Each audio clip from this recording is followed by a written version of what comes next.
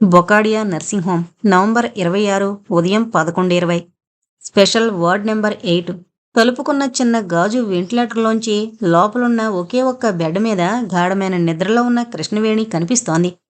ఆమె వంక నీళ్లు నిండిన కళ్లతో ఆందోళనగా చూస్తూ పమిటి చెంగుతో కళ్ళొత్తుకుంటోంది కృష్ణవేణి తల్లి రాజేశ్వరి. వార్డు బయట సిమెంట్ చప్టా మీద దిగులుగా కూర్చునున్నారు కృష్ణవేణి తండ్రి ఆనందరావు, చెల్లాయి జయ, కీర్తన్. విశాఖపట్నం నుంచి ఆ ఉదయమే వచ్చారు ముగ్గురు, కీర్తనిచ్చిన టెలిగ్రామ్ అందుకొని. కీర్తన్ వాళ్ళకి పూర్తి వివరాలేమీ చెప్పలేదు.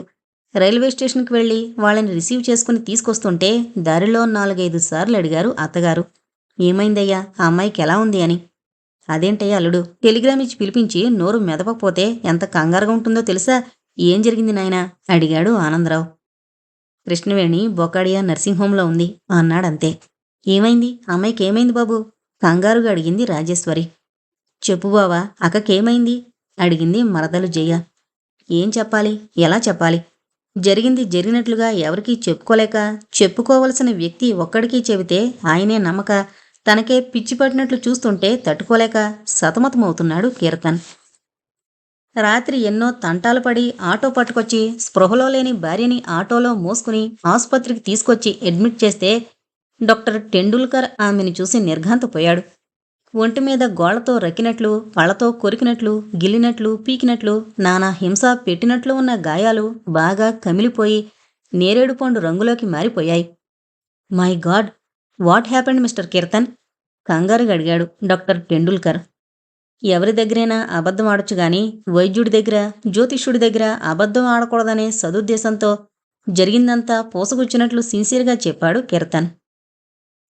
డాక్టర్ టెండూల్కర్ సగం విన్న తర్వాత నుంచి కీర్తన్నే అనుమానాస్పదంగా, చిత్రంగా చూడసాగాడు. అతనికి కీర్తన్ ఇంతకుముందు రియల్ ఎస్టేట్ లైన్లో పరిచేస్తుడే. కానీ ఇదంతా విన్నాక, ఇఫ్ యూ డోంట్ మైండ్, నేను మీ మానసిక స్థితిగతిని ఓసారి పరీక్ష చేయాలని అనుకుంటున్నాను అన్నాడు సీరియస్గా. డాక్టర్ ఆశ్చర్యపోయాడు కీర్తన్. లేకపోతే ఏంటి mister Keerthan, are you an educated person? ఏవో దెయ్యాలు భూతాలు మీ ఆవిడ్ని రక్కి రేప్ చేసాయంటారేంటి? నిజం డాక్టర్, నేను. మై గుడ్నెస్, ఇంత తెలివైన వారు, చదువుకున్నవారు మీరు కూడా ఇలాంటి పిచ్చి భయాలు, పిచ్చి నమ్మకాలు పెట్టుకుని బెంబెలెత్తిపోతే ఎలాగండి? ఇంకా చదువురాని వాళ్ళు, చదువుకొని వాళ్ళు, పల్లెటూరి అమాయక ప్రజలు, వీళ్ళంతా ఇంకెంత కలవరపడిపోతారు? మీరు కంగారు పడ్డమే గాక మమ్మల్ని కూడా కన్ఫ్యూజ్ చేస్తే. నో డాక్టర్, నేను కళ్ళారా చూశాను వ్యంగ్యంగా నవ్వాడు doctor. Come on mister Keerthan, don't joke. No doctor, I'm not joking, it is true ఆవేశంగా అరిచినంత పనిచేశాడు కీర్తన్. అచ్చా బాబా అచ్చా విసుగుని కోపాన్ని అణుచుకుంటూ తల ఊపాడు డాక్టర్. అయినా కనుచెవర్ల నుండి కీర్తన్ని మాత్రం పరిశీలనగా చూస్తూనే ఉన్నాడు. నర్స్ కేకేశాడు డాక్టర్. కృష్ణవేణి బీపీ చెక్ చేశాడు ముందు. హార్ట్ అండ్ పల్స్ బీటింగ్ పరీక్ష చేశాడు. ఆ తర్వాత ప్యాథలాజికల్ టెస్టులన్నీ నిర్వహించి రిపోర్టు సిద్ధం చేయమని లేడీ డాక్టర్ మీనాక్షికి చెప్పాడు. నొప్పి తగ్గడానికి, నిద్రాభంగం కాకుండా ఉండడానికి ఇంజెక్షన్ ఇచ్చారు. అప్పట్నుంచి నిద్రపోతూనే ఉంది కృష్ణవేణి. చెప్పు బావా, ఏమైంది అక్కకి అని తన మరదలు జయ అడుగుతూ ఉంటే ఏం చెప్పాలి? వాళ్ళకి అర్థం కాకుండా, తెలిసి తెలియకుండా పొడిపొడిగా చెప్పాడు. చాలా భయపడిపోయింది కృష్ణవేణి. ఇంట్లో రహస్యంగా ఎవరో తిరుగుతున్నారని బాధపడుతోంది. ఓ రోజు వంటగదిలోకి ఎవడో అగంతకుడు ప్రవేశించి నేల మీద భోంచేశాడు. ఓ రోజు కాకులు ఆమె మీదకి దాడి చేశాయి. ఓ రోజు ఎవరో ఆమెను కిందకు తోసేసి చంపేస్తున్నట్లు భయపడిపోయింది. నిన్న రాత్రి ఎవరో ఆమెను బలాత్కరించబోయారట. ఎవరైనా ఎలుగుబంటి చర్మం వేసుకుని అటాక్ చేశారేమో, ఒళ్లంతా రక్కులు, గాయాలు అని చెప్పాడు కీర్తన్. ఆ పరిస్థితుల్లో అంతకన్నా ఎక్కువ వివరాలు చెప్పకూడదని నిశ్చయించుకున్నాడు కీర్తన్. ఆసుపత్రికి రాగానే ఆనందరావు, రాజేశ్వరి, జయ కృష్ణవేణిని చూసి కాసేపు భోరుమని ఏడ్చారు. వాళ్ళందర్నీ సముదాయించి 10 నిమిషాలయింది. రాజేశ్వరి మాత్రం వార్డు తలుపు అద్దంలోంచి కనిపిస్తోన్న కూతుర్ని పుట్టెడు దుఃఖంతో చూస్తోంది. ఆనందరావు, జయ కీర్తన్ పక్కనే దీనంగా కూర్చునున్నారు. కీర్తన్ మస్తిష్కంలో అనేక రకాల ఆలోచనలు రూపుదిద్దుకుంటున్నాయి. ఆ ఇల్లు వదిలి పారిపోవడం సులభమే, సౌదామిని అమ్మేయడం కూడా అసాధ్యమేమీ కాదు. కాస్త ఆలస్యం కావచ్చునేమో గాని, కానీ పిరికివాళ్లా పారిపోవడం న్యాయం కాదు. ఎవరిది, ఎందుకలా జరుగుతోంది? ఇదేమైనా దెయ్యమా, భూతమా, పిశాచమా, ఏదైనా మంత్రశక్తా? ఎవరైనా ఆడుతున్న నాటకమా? ఎందుకిలా చేస్తున్నారు? ఏమిటి వాళ్ళకొచ్చే ప్రయోజనం? తన భార్యని మానభంగం చేసేంత ప్రతీకార వాంఛ ఎవరికుంది? మానభంగం కూడా అతీంద్రియ శక్తిని ఆశ్రయించి. అసలు మానభంగం జరిగిందా? తన భ్రమ అలా జరుగుతోందా? దుష్టశక్తులు నిజంగా ఉన్నాయా? డోరా ఎవరు? ఆ రుద్రాలెవరు? వాళ్ళని ఎలాగైనా పట్టుకోవాలి. అంటే తన ఒక్కడి వలన ఇది జరిగే పని కాదు. ఎవరి సహాయమైనా తీసుకోవాలి. ఎవరు? కీర్తన్ మనోఫలకం మీద ఇద్దరు వ్యక్తులు కదిలారు. తన క్లాస్మేట్ భూపాల్ రెడ్డి. పోలీస్ డిపార్ట్మెంట్లో ఉద్యోగం కోసం విశ్వ ప్రయత్నం చేసి విఫలమై చివరికి లా పూర్తి చేసి ఈనాడు హైదరాబాద్లో అడ్వకేట్గా ప్రాక్టీస్ చేసుకుంటున్నాడు. అయితే తను పోలీస్ డిపార్ట్మెంట్లో స్థానం సంపాదించుకోలేకపోయినన్న కసితో సూపరింటెండెంట్ ఆఫ్ పోలీస్ శ్రీరామరెడ్డి గారి కూతురు దేవసేనని చేసుకున్నాడు. 2 సంవత్సరాల క్రితం అతన్ని కలిశాడు కీర్తన్, అంతే. ఇప్పుడు ఎక్కడున్నాడో కనుక్కోవడం అసాధ్యం కాదు. భూపాల్ రెడ్డి ద్వారా జంట నగరాల్లో తనకి కావలసిన సహాయం సులభంగా పొందొచ్చు. ఇక రెండో వ్యక్తి డాక్టర్ శైలేంద్ర భట్టాచార్య. ఆయన వయసు 50 పైనే ఉంటుంది. ఆయనకొక్కడే కొడుకు గిరీష్. తనతో పాటు 2వ క్లాసు నుంచి 10వ క్లాస్ వరకు కలిసి చదివాడు. దురదృష్టవశాత్తు ఇంటర్లో ఉండగా పిక్నిక్కి వెళ్ళి ఫ్రెండ్స్ అందరితో కలిసి తప్పతాగి సముద్రంలో ఈత కొడుతూ మునిగి ప్రాణాలు వదిలేశాడు పాపం. శైలేంద్ర భట్టాచార్య ఆ రోజు తన ఫ్రెండ్స్ అందరితో చెప్పిన మాటలు అప్రయత్నంగా జ్ఞాపకం వచ్చాయి కీర్తన్కి. చూడండి, నాకు తెలుసు మీరంతా సరదాగా ఎంజాయ్ చేయడానికి వెళ్ళి దురదృష్టవశాత్తు ఈ దుర్ఘటనకి ప్రేక్షకులు కావాల్సి వచ్చిందని. అయినో యాక్సిడెంట్ సార్, జస్ట్ ఇంటెన్షనల్. అందుకే వాటిని యాక్సిడెంట్స్ అంటారు. అనుకోకుండా జరిగే ఇన్సిడెంట్స్నే యాక్సిడెంట్ అంటారు. It's all right. Anyway dear friends, నేనొక ప్రొఫెసర్ని. సైకాలజీ నా ఫేవరెట్ సబ్జెక్ట్. నాకు తెలుసు కాలానికి గాయాలను మానిపే గొప్ప గుణం ఉందని. మహామహుల మరణాలే చరిత్రలో కలిసిపోయాయి మా వాడంతా. అయితే మీరందరూ మా వాడి మిత్రులు కాబట్టి డియర్ ఫ్రెండ్స్, మీకెప్పుడైనా జీవితంలో ఎటువంటి సమస్య వచ్చినా, ఎటువంటి అవసరం వచ్చినా నా శక్తివంచన లేకుండా మీకు సహాయం చేయడానికి ఈ శైలేంద్ర భట్టాచార్య గుండె తలుపులు ఎప్పుడూ తెరిచే ఉంటాయని మరిచిపోకండి అని చెప్పాడాయన ఆ రోజు. గిరీష్ మరణించి ఏడాది గడిచిపోయాక మొదటి యానివర్సరీ సెరమనీకి ఫ్రెండ్స్ అందర్నీ ఆహ్వానించాడు శైలేంద్ర భట్టాచార్య. ఆయన ఇల్లు ఒక సువిశాలమైన ఆశ్రమంలా ఉండేది. అదే ఇల్లైతే ఇప్పుడు కూడా జూబ్లీ హిల్స్లోనే ఉంటాడాయన. కీర్తన కళ్ల ముందు ఆ ఇద్దరి రూపాలే కదులుతున్నాయి. Advocate Bhupal Reddy, doctor Shailendra Bhattacharya. Ramakrishnapuram railway gate దాటి ముందుకెళ్ళాక ప్రియానగర్ అనే బోర్డు కనిపిస్తుంది. ఆ బోర్డు పక్క నుంచి ఎగుడు దిగుడుగా ఉన్న మట్టి రోడ్డు దాటి రహమత్ ఘాట్ అనే చిన్న విలివేయబడిన వెనకబడిన ప్రాంతంలో చుట్టుపక్కలున్న పూరుగుడుసులన్నింటికీ కాస్త దూరంగా రహమత్ ఘాట్ శ్మశాన వాటిక తాలూకా కాంపౌండ్ వాల్ని ఆనుకునుంది ఎత్తైన పెంకుటిల్లు. చాలా విశాలమైన కాంపౌండ్ ఉంది. చుట్టూ మట్టి గోడ, చెక్కలతో అడ్డదిడ్డంగా తయారు చేసిన గేటు. ఆ గేటు పక్కనే ఎక్కడెక్కడి నుంచో మోసుకొచ్చి పేర్చిన తారు డ్రమ్ములు, గ్రనైట్ రాళ్లు, వెదురు బొంగులు. ఆ పక్కనే ఒత్తుగా దట్టంగా పెరిగిన వేప చెట్టు జడలు విచ్చుకున్న రాక్షసులా ఉంది. పెంకుటింటి చుట్టూ ముళ్ళకంచే, రెల్లుగడ్డి. ఒక పక్కగా బోర్లించిన గంపల్లో రొద చేస్తున్న కోళ్లు, ఒక పక్కగా వరుసగా పేర్చబడిన కాల్చిన ఇటుకలు. విశాలమైన ఆ పెంకుటింట్లో మొత్తం 3 గదులున్నాయి. 3వ గదిలో నేల మీద పద్మాసనం వేసుకుని కూర్చునున్నాడు డోరా. అతనికి ఎదురుగా ఒంటికాలు మీద నిలబడున్నాడు అతని గురువు ఉన్నికృష్ణన్. ఒంటి మీద అంగవస్త్రం మాత్రమే ధరించిన సన్నటి పొడుగాటి యువకుడు డోరా. కళ్ళు, బుగ్గలు లోపలికి లాగేసినట్లు ఉండడంతో ఒక పురిలా ఉందతని ముఖం. మెడమీదకి ఒత్తిగా పెరిగి వేలాడుతున్న గిరజాల జుత్తు. అతనికి ఎదురుగా ఉన్న ఉన్నికృష్ణన్ చామనఛాయ రంగులో పొట్టిగా లావుగా ఉన్నాడు. అతని మెడలో నల్లని పూసలమాల, ఎర్రని పూసలమాల బంగారంతో చుట్టబడున్నాయి. చేతివేళకి మొత్తం 5-6 బంగారపు ఉంగరాలున్నాయి. కుడికాలికి లావుపాటి బంగారపు కడియం ఉంది. 2 చెవులకి బంగారపు పోగులున్నాయి. నిలువెల్లా 10-12 తులాల బంగారంతో తొలతూగుతున్న ఆ వ్యక్తి ఉన్నికృష్ణన్. గురు శిష్యులిద్దరూ కళ్ళు మూసుకునే ఉన్నారు. అలా ఎంతసేపుగా ఉన్నారో వాళ్ళిద్దరికే తెలుసు. ఇద్దరి పెదవులు కదులుతున్నాయి. శబ్దం మాత్రం వినిపించడం లేదు. మధ్య మధ్యలో ఉన్నికృష్ణన్ చెయ్యి మాత్రం డోరా శిరస్సు పైన కదులుతోంది, అతనికేదో ధారాదత్తం చేస్తున్నట్లు. మిట్ట మధ్యాహ్నం 1 గంటకి కళ్ళు తెరిచాడు ఉన్నికృష్ణన్. డోరా, కళ్ళు తెరువు అన్నాడతను. అతను మాట్లాడుతుంటే ఆయాసంతో ఉచ్చరిస్తున్నట్లుగా ఉంది. డోరా గురువాజ్ఞకు కట్టుబడినట్లుగా చటుక్కున కళ్ళు తెరిచి కుడి చేతి వేళ్లతో ఎడమ చేతి వేళ్లని పెనవేసి అజారక్తే రజోరక్తే రేతసే పీయూషాం త్రేయూషా మాయావతే మాయావతే అని మంత్రోచ్చారణ చేసి స్ప్రింగులా లేచి నిల్చుని కుడికాలు పైకెత్తి ఉగ్రశాతకేతు ద్విగ్విమోకః అన్నాడు. ఉగ్రశాతకేతు దిగ్బంధ వివేకః అన్నాడు ఉన్నికృష్ణన్ దోసిళ్లతో గాల్లోంచి ఏదో జుర్రుకుంటూ. వెనువెంటనే గురువుకి పాదాభివందనం చేశాడు డోరా. ఇద్దరి చూపు కుడివైపునున్న చిన్న చెక్కపెట్టె మీద పడింది. అది తెరిచే ఉంది. అందులో 3 రకాల సైజుల్లో 3 చక్ర విగ్రహాలున్నాయి. అన్నింటినీ నల్లటి వస్త్రాలు చుట్టబడున్నాయి. పెట్టె నిండా ఆకులు, కొమ్మలు, చిన్న చిన్న గింజలు, మిరియాలు, ఇంకా అనేక రకాల వస్తువులున్నాయి. నేలమీద చిన్న బుట్టలో 10-12 కోడిగుడ్లున్నాయి. ఉన్నికృష్ణన్ డోరా చెరో 4 కోడిగుడ్లు అందుకొని శాతక రక్ష, శాతక తేజ, శాతక బీజ, శాతక స్మరణం, ఉగ్ర మహాగ్ర సమగ్ర శాతకః అంటూ కోడిగుడ్లు చేత్తోనే పగలగొట్టి ఆ విగ్రహాల్ని అభిషేకించారు. శాతక రక్ష, శాతక తేజ, శాతక బీజ, శాతక స్మరణం, ఉగ్ర మహోగ్ర సమగ్ర శాతకః అంటూ డోరా కూడా అదే విధంగా చేశాడు. గమనిక: అసలైన ఉగ్ర శాతకేతు ప్రయోగంలో ఉపయోగించేది గుడ్లే కాని కోడిగుడ్లు కావు. ఇక్కడ వాటి గురించి ప్రస్తావించకూడదు కాబట్టి మార్చడమైంది. అంతేకాదు, ఈ మంత్రాల్లో కీలక బీజాక్షరాలు 2 ఎడిట్ చేసి యథాతథంగా రాయడం జరిగింది. ఇవి గురుముఖంగా ఉపదేశం పొందక నియమనిష్టానుసారం అభ్యసించకపోతే ప్రమాదం అని పేర్కొనబడిన కారణంగా ఈ మార్పు. రచయిత. ఆ తర్వాత డోరా ఆ చెక్కపెట్టె తలుపు మూసేశాడు.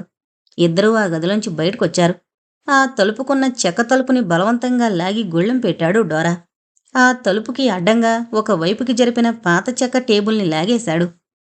అదే క్షణంలో లోపల్నుంచొచ్చింది రుద్రాలు. మాతా శరణం అన్నాడు ఉన్నికృష్ణన్ సవినయంగా చేతులు జోడించి.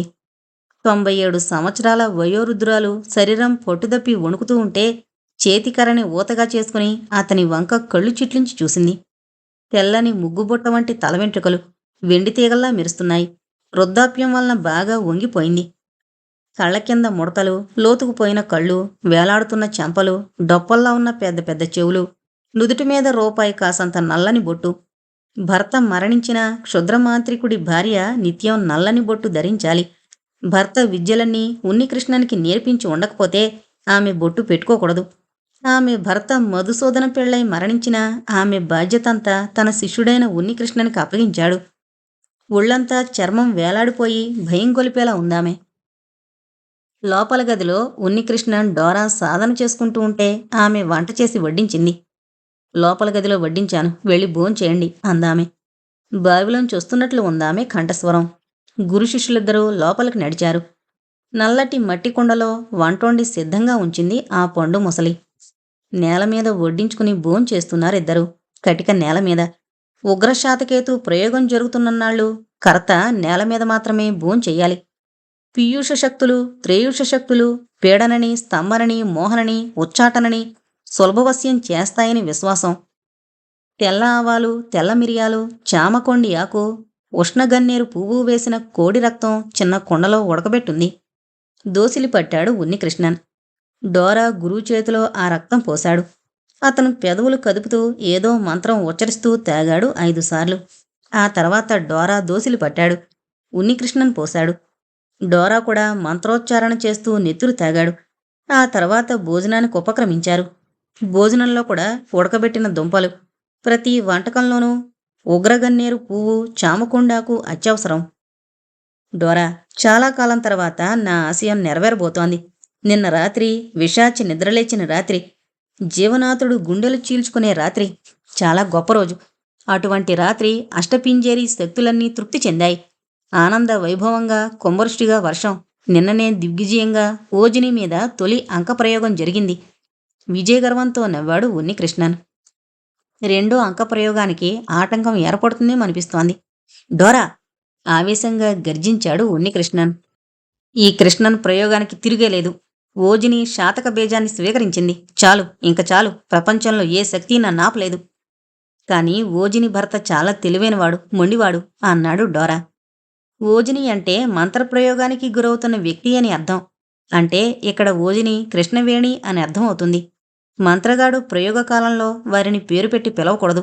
కేవలం ఓజిని అని మాత్రమే సంబోధించాలి. వాడి పేరు కీర్తన కదూ? హహహా నవ్వాడు ఉన్నికృష్ణన్. ఎందుకు నవ్వుతున్నారు హక్? సవినయంగా అడిగాడు డోరా. గురువుని క్షుద్రమంత్ర ప్రయోగ నియమావళిని అనుసరించి హక్ అని మాత్రమే పిలవాలి దీక్షాపరుడు. డోరా, 10 రోజుల ఆహారం ఒక్కరోజే భుజించడం ఎంత అసాధ్యమో, నువ్వెంత ఆతృతగా ఉన్నా విద్య అంత సులభంగా వంటపట్టదు. ఆ రోజు నీకు నేను తొలిసారిగా శ్మశానంలో మంత్రధారాదత్తం చేస్తుండగా శ్మశాన స్థలానికి వచ్చినవాడేగా ఆ కీర్తన్. అవును. అతనెందుకు ఆ క్షణంలో అక్కడికొచ్చాడో నీకిప్పుడప్పుడే అర్థం కాదు డోరా. ఉగ్రశాతకేతు ప్రయోగం పూర్తయ్యేనాటికి తెలుస్తుందిలే. డోరా మాట్లాడలేదు. ఆలోచిస్తూ భోంచేస్తున్నాడు. ఉగ్రశాతకేతు మొదటి అంక ప్రయోగం నిన్ననే జరిగింది డోరా. ఇంక రెండో అంక ప్రయోగానికి 14 రోజుల గడువుంది. అయితే ఒకటి మాత్రం చాలా ముఖ్యం. అత్యంత ప్రమాదకరమైన శాతక బీజం ఆమె గర్భంలో దిగ్విజయంగా నాటబడింది. అయితే ఆ క్షణం నుంచి ఆమెలో భయం, ఆందోళన, పిరికితనం పదింతలవుతుంది. అష్టపింజేరి శక్తుల చేత రమించబడిన స్త్రీ సామాన్యమైన శక్తివంతురాలు కాదు. ఏమాత్రం బలహీనురాలైన తొలి అంక ప్రయోగానికి మరణించేది. రెండో అంక ప్రయోగం మరింత భయంకరంగా ఉంటుంది. అయితే ఆ ప్రయోగాన్ని తట్టుకున్న స్త్రీ ప్రచండమైన సౌందర్యంతో ప్రకాశిస్తూ ఉంటుంది. ఆమెను చూసిన ప్రతి పురుషుడు ఆమెతో పొందు కావాలని పరితపించేంత అందంగా శృంగార నిధి నిక్షేపంలా రూపొందుతుంది. అయితే మూడో అంక ప్రయోగం జరిగే వరకు ఆమెను మరెవరూ రమించరాదు, కనీసం భర్త కూడా. రెండో అంక ప్రయోగానికి మూడో అంక ప్రయోగానికి మధ్య కేవలం 7 రోజులే గడువు. ఈ 7 రోజులు రోజుని శరీరాన్ని మరెవరూ అనుభవించడానికి వీల్లేదు. మూడో అంక ప్రయోగానికి ఓజిని తనంతట తానే ఇష్టపూర్వకంగా అష్టపింజరి శక్తులను ఆహ్వానించేంత అనుకూల ప్రవర్తన ప్రారంభమవుతుంది. ఈ ఉన్నికృష్ణన్ ఏం చెబితే అది వేదం అవుతుంది. నా కనుసైగా ఆమెకు శిలాశాసనమవుతుంది. నవ్వుతూ అన్నాడతను. డోరా కళ్ళల్లో మెరుపు.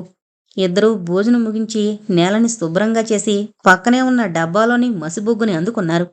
ఒక పెద్ద సున్నా, అందులో మరో సున్నా, వాటి మధ్యలో ఒక త్రికోణం. ఆ త్రికోణం లోపల 8 అనే అంకె వేశారు గురు శిష్యులిద్దరూ. ఉగ్రశాతకేతు ప్రయోగంలో ఉన్నవారు భోజనానంతరం అష్టపింజేరి నివేదనగా ఈ ముగ్గు బొగ్గుతో వెయ్యాలి. ఇది గురుముఖంగానే నేర్పించబడుతుంది. గురువు చేత అనుమతి పొందకుండా ఎవరైనా ఇలా నేల మీద భోంచేసి అనుమతి పొందకుండా ఎవరైనా ఇలా నేల మీద ముగ్గు వేయడానికి ప్రయత్నిస్తే అనూహ్యమైన దుష్పరిణామాలకు గురి కావలసొస్తుందని మంత్రశాస్త్రంలో నిర్దిష్టంగా హెచ్చరించబడింది. అందుకే ఈ ముగ్గు లిఖిస్తూ ఉండగా మంత్రగాడు ఉచ్చరించే మంత్రం ఇక్కడ ప్రచురించడం లేదు. ఈ ముగ్గుని ప్రణీత్ అంటారు. ఆ గదిలోంచి బయటకొచ్చారు ఇద్దరు. వాళ్ళు బయటకొస్తుండగానే ఉన్నికృష్ణన్ గురుపత్ని మూగాంబిక 97 సంవత్సరాలు రుద్రాలు చేతికర్ర ఊతంగా ఊగుతూ నడుస్తూ గదిలోకి ప్రవేశించింది. వణుకుతున్న చేతులతో నీళ్లందుకొని ఆ 2 ప్రణీతుల మీద చిలకరించి చేతితో మృదువుగా తుడిచింది. అంతే, కావు కావు. బయటనుంచి రివ్వున ఎగురుకుంటూ వచ్చి వాలాయి అనేక కాకులు. రుద్రాలు ఆ రాక్షస కాకుల్ని చూసి పరమానందభరితురాలై బోసినవ్వులు నవ్వుతూ వాటి వంక ఆప్యాయంగా చూస్తూ ఉంటే అవి ఆమె చుట్టూ చేరి నేలమీద గంతులు వేస్తూ అసహనంగా గోల చేస్తున్నాయి. ఆగండర్రా, నవ్వుతూ అంటోంది రుద్రాలు. కుండలోంచి అన్నం తీసి ఉండలుగా చేసి మరో కుండలో ఉన్న నెత్తురులో ముంచి వాటికి ఆహారంగా వేస్తోందావిడ. అవి తింటూ ఉంటే మూగాంబిక మొహం దేదీప్యమానంగా వెలిగిపోతోంది. ఉన్నికృష్ణన్, డోరా ఆ పెంకుటింట్లోంచి బయటకొచ్చి అక్కడ గోడవారగా ఉన్న నులక మంచాల్ని ఆరుబయట ఎండలో వాల్చుకుని కూర్చున్నారు. ఒక ఇత్తడి పెట్టి తెరిచాడు డోరా. పొగాకును జాగ్రత్తగా పరిచి అందులో చోగింజల్ని వేసి చుట్టచుట్టి గురువు చేతికిచ్చాడు. ఉన్నికృష్ణన్ ఆ చుట్ట వాసన చూసి ఎంతో తృప్తిగా నిట్టూర్చి పళ్ల మధ్యన కరిచి పట్టుకోగానే డోరా అగ్గిపెట్టెతో చుట్ట వెలిగించాడు. గుప్పు గుప్పుమని 4 దమ్ములు పీల్చి కళ్ళు మూసుకుని ఎంతగానో ఎంజాయ్ చేస్తున్నట్లు తల పంకించాడతను. అదే క్షణంలో డోరా చూపు దూరంగా వస్తున్న కారు మీద పడింది. Foreign car. రామకృష్ణాపురం గేటు దాటి రహమత్ ఘాటు వైపు ఎగుడు దిగుడు మట్టిదారిలోకి అంత ఖరీదైన కారు మలుపు తిరిగింది అంటే నిస్సందేహంగా ఇక్కడికేనని అతనికి తెలుసు. హక్ హక్ పిలిచాడు డోరా గురువుని. ఉన్నికృష్ణన్ చోగింజల నిషాలో మునిగిపోయి ఆనందిస్తున్నవాడల్లా కళ్ళు తెరిచి చూశాడు. 80 ఏళ్ల వయసులో కూడా చూపు ఏమాత్రం మందగించని ఉన్నికృష్ణన్. చాలా దూరంలో ఆగింది కారు. అంతకన్నా ముందుకు రావడానికి దారి లేదు కారుకి. అందులోంచి సుమారు 7 అడుగుల ఎత్తుకు తగిన లావు బిగువు కలిగిన ఒక విదేశీయుడు బయటకు దిగడం గమనించి గురు శిష్యులిద్దరూ ముఖాలొకరు చూసుకున్నారు. అతను యుఎస్ఏ నుంచి భారతదేశానికి వచ్చిన ప్రొఫెసర్ గొగోపాయ్ జెయింట్ అసిస్టెంట్ స్టాన్లీ అని వారికి తెలీదు. అతను అటు ఇటు పరీక్షగా చూసుకుంటూ సరాసరి వాళ్ళని సమీపించాడు. I am Stanley from Texas అన్నాడతను. ఉన్నికృష్ణన్ డోరా వైపు ప్రశ్నార్థకంగా చూశాడు. నేను మాట్లాడతాను అన్నట్లు తల ఊపి, who do you want Mister Stanley అడిగాడు Dora. Unnikrishnan. Mister Unnikrishnan. Yes, ఇతనే ఉన్నికృష్ణన్. ఏం కావాలి అన్నట్లు చూశాడు Dora. Meet my boss, come along with me అన్నాడు స్టాన్లీ. డోరా అతనితో సరిసమానంగా చక్కని ఇంగ్లీష్లో సంభాషిస్తున్నాడు. 5 నిమిషాల సేపు సాగింది చర్చ. ఉన్నికృష్ణన్ని కలుసుకోవడానికి ఆయన బాస్ గొగోపై విదేశాల నుంచి వచ్చాడని, హోటల్ కృష్ణ ఒబెరాయ్లో ఉన్నారని, తనతో పాటు కారులో తీసుకువెళ్ళి మళ్లీ మరో గంటలో ఇక్కడికి తీసుకొచ్చి వదిలేస్తానని స్టాన్లీ చెప్పాడు డోరాకి. డోరా ఉన్నికృష్ణన్కి వివరించాడు. మరో 5 నిమిషాలు ఆలోచించి నిర్ణయం తీసుకున్నాడు ఉన్నికృష్ణన్. లోపలికి వెళ్ళాడు. మూగాంబికతో చెప్పాడు. సరేనని తలూపింది. ఉన్నికృష్ణన్, డోరా ఇద్దరూ క్షణాల్లో దుస్తులు మార్చుకున్నారు. పెంకుటింట్లోంచి ఆ ఇద్దరూ బయటకొస్తుంటే ఇద్దరూ మంత్రగాళ్లేనని ఎవరూ కనీసం ఊహించినైనా ఊహించలేరు. తెల్లటి పంచ లాల్చి భుజం మీద కండువా ధరించిన ఉన్నికృష్ణన్ని చూస్తే కేరళ రాష్ట్రమంత్రిలా ఉన్నాడు. వదులుగా ఉండే ప్యాంటు షర్టు వేసుకున్న డోరాని చూస్తే ప్రతినిత్యం వందలాది కిలోమీటర్లు పరుగులు తీసే క్రీడాకారుడు గుర్తుకొస్తాడు. ఇద్దరూ కారెక్కగానే స్టాన్లీ డ్రైవింగ్ సీట్లో కూర్చుని కారుని స్టార్ట్ చేశాడు. ఆ ఎగుడు దిగుడు మట్టి రోడ్డు దాటేంతవరకు కారుని స్టాన్లీ చాకచక్యంగా రివర్స్లోనే నడిపించి రోడ్డెక్కించాడు. విమానంలా విశాలంగా ఉన్న ఆ కారులో ఉన్నికృష్ణన్, డోరా ఉన్నారని మరో జతకళ్ళు గమనించాయి. ఆ కళ్ళల్లో బోల్డంత ఆశ్చర్యం. ఆ కళ్ళ తాలూకా యజమాని మరో నిమిషం ఆలస్యంగా వచ్చుంటే వాళ్ళని మిస్ అయ్యేవాడే. ఎర్రని మారుతి కారు స్టీరింగ్ దగ్గర కూర్చునున్న ఆ మధ్యవయస్కుడు ఆ ఫారెన్ కారుని ముందుకు పోనిచ్చి తను వాళ్ళని అనాలోచితంగా ఫాలో అయ్యాడు. 2 కార్ల మధ్యన సుమారుగా డిస్టెన్స్ మెయింటైన్ అవుతోంది. మారుతి జాగ్రత్తగా వెంబడిస్తోంది. కృష్ణ ఒబెరాయ్ హైదరాబాదు, సికింద్రాబాదు జంట నగరాల్లోనే అత్యంత ప్రతిష్టాత్మకమైన 5 స్టార్ హోటల్. పార్కింగ్ ప్లేస్లో ఆగిన ఫారెన్ కారులోంచి స్టాన్లీ, డోరా, ఉన్నికృష్ణన్ బయటికి దిగిన తర్వాత ఎర్ర మారుతి కారు దూరంగా పార్క్ చేయబడింది. అందులోంచి బయటకు అడుగుపెట్టాడు 50 సంవత్సరాలు పైబడిన ఓ ఫుల్ సూట్ వ్యక్తి. జేబులోంచి సిగరెట్ తీసి పేదాల చివర బిగించి లైటర్తో వెలిగించుకుని గుండెల నిండా పొగ పీల్చుకుని ముక్కు మీదకి జారుతోన్న రేబాను కూలింగ్ గ్లాసెస్ని సర్దుకుని బూట్లు టకటకలాడించుకుంటూ రిసెప్షన్ వైపు కదిలాడు.